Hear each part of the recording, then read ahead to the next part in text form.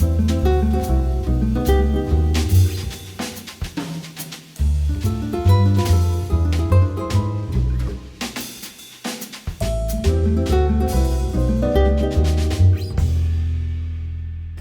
I'm Terri McCarthy. I'm going to be talking to you today about different soldering surfaces. One of the nicest tools to have in your studio is a pumice pan, because a pumice pan gives you a safe surface. It rotates so that you can access your work and your soldering from different angles and heights. It also has this wonderful reflective heat pumice in the bottom, so that if you're annealing a large sheet of metal, you can take a copper tong and simply drag it through your pumice to have fall down through any chips of solder that might have landed in there, or little pieces of wire, and then it gives you a safe surface to lay your big sheets of metal on so that you can anneal them. It reflects the heat from the bottom up. The second surface that I like to work with a lot is the solderite board. The solderite boards come in two thicknesses. They come in this thickness sheet, and this one is a softer surface so that you can pin into it to anchor your setup for soldering. I like to take my solderite boards and I will label one side for silver work, the other side I'll use for copper and brass, or if I'm going to keep it just for gold, I'll have gold on one side and silver on the other, and then it eliminates the possibility of any contamination between your metals. Another surface that I really like to work on is this honeycomb board.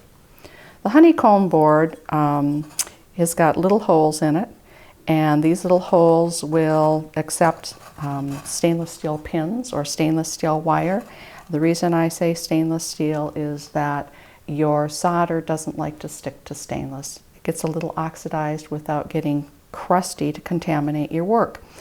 This board dissipates heat, so if you've got some gentle, thin pieces of metal that you want to join, or if you are soldering hinges onto two sheets of metal, it will allow the solder to flow between the metal and your hinges without overheating and soldering your hinge to your hinge pin that's holding the pieces in place.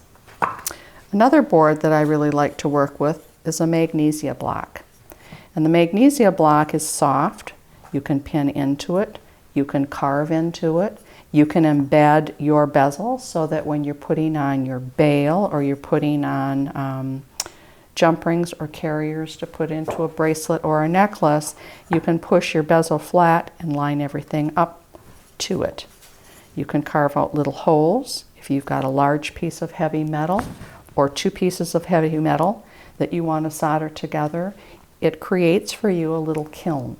And so your bottom heat will go down under your sheet, reflect the heat back up on the bottom sheet, and your torch heats up the top sheet, and it allows you to put together heavier metals more easily. Another solderite board that I use a lot is this vermiculite block. And these came on the market a few years ago.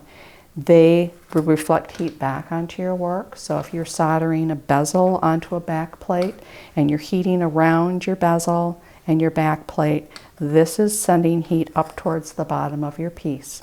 It also is a very easy block to insert T-pins in or binding wire into it to hold your pieces in place.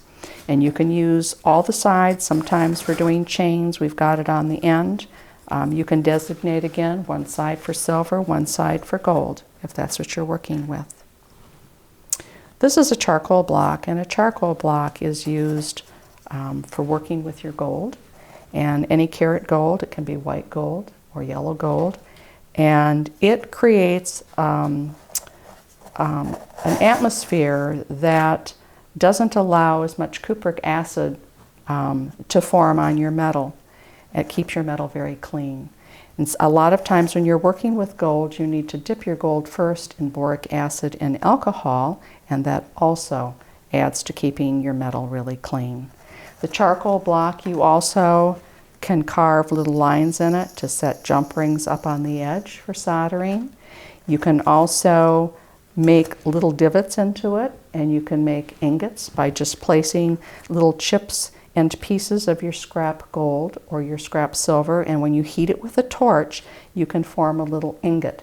And once it's quenched and it's pickled and cleaned, then it's safe to go through your rolling mill to either make sheet stock in different gauges or make your wire. If you have a rolling mill that has grooves for making square wire or half round or round wire, you can be making your own wire out of your scrap metal. Another tool that I like to use a lot is the ceramic board. I'll move this out of the way. And the ceramic board is nice that it has the little feet underneath, so it's holding it up off your soldering surface. I don't ever put a solder board or a block directly on my soldering bench because they heat up, they get hot, and if you have a wood understructure or a laminate underneath where you're working, you're setting yourself up to have a fire or to damage your surfaces. So that's where this pan that I originally talked about is so nice, because you can take any of these blocks and set them up, and it gives you a surface that you can turn and you can access, and it also keeps the counter that you're working on safe. Visit our Learning Center at cooltools.us for more cool jewelry making videos. Subscribe to our YouTube channel, like us on Facebook, follow us on Twitter, and be sure to sign up for our email list to be the first to hear about new videos, new products, and other cool stuff from Cool Tools.